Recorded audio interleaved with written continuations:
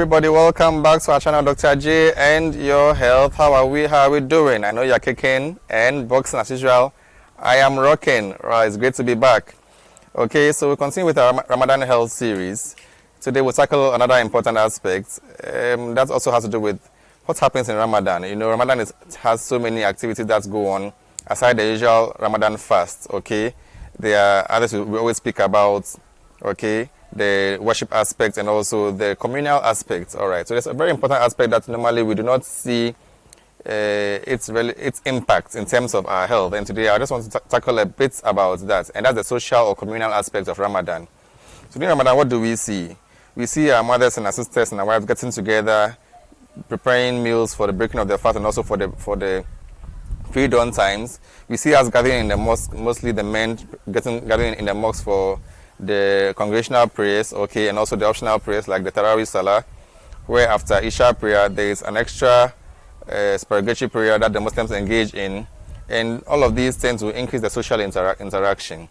All right, so now in one of my previous episodes I spoke about mental health and Ramadan, and I spoke about how certain people have some social anxiety and depressive disorders, and for which reason this may be a challenge to them. So we should just be aware of some of those things. All right, now could this also have some social health implications? Okay, you know that mental health mostly thrives in isolation, and many people who are battling with depression and all of that have these presentations worsen whenever they are alone. All right, now when Ramadan occurs, or when the month of Ramadan presents itself, there's so much love, care, and social involvement going on all around us. Okay, people get to mingle around and interact more and speak so much, and in all of this, try to bring people together. All right, so it tries to minimize that loneliness, because I mean, you'll not be left alone to be in your corner. You either be together in the masjid doing going for what we call the Quranic commentary and also Islamic studies that go on in the month of Ramadan. So all the social involvement that we are all aware of, the common wazi and then tafsir that we know of, all this increase the social interaction and help to reduce some of these happenings. Okay, so for somebody who is also battling some of these negative health problems, all right, they're smoking, they're hiding to smoke their cigarettes, they're hiding to take these hard drugs, hiding to view these obscene images on the internet. Okay, now that you are engaging in more social involvement, it goes to impact in your social choices as well, and also goes a long way to help you be able to break some of these bad habits which mostly thrive in isolation. Okay, so we know that I mean, it's in certain places in Europe, UK, they do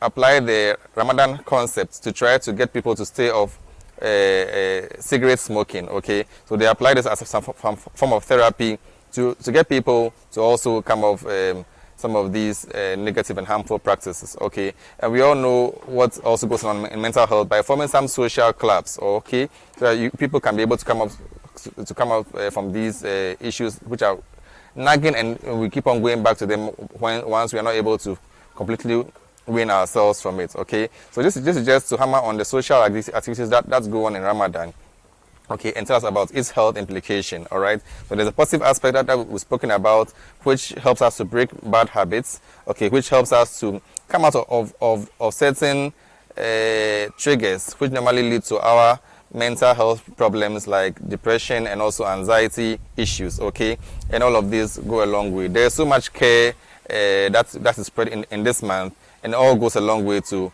prevent that. But also we also want to also know that there are people who have some social anxiety disorders, and some of them have their issues triggered whenever there is a gathering and whenever there is more interaction. So this is just to be noted, but just know that the communal living that Ramadan brings goes a long way to help us overcome this. So if you are new to our channel, please do well to subscribe, share, keep the comments coming, and we'll do our possible best to keep giving you more positive content with regards to Ramadan and your health.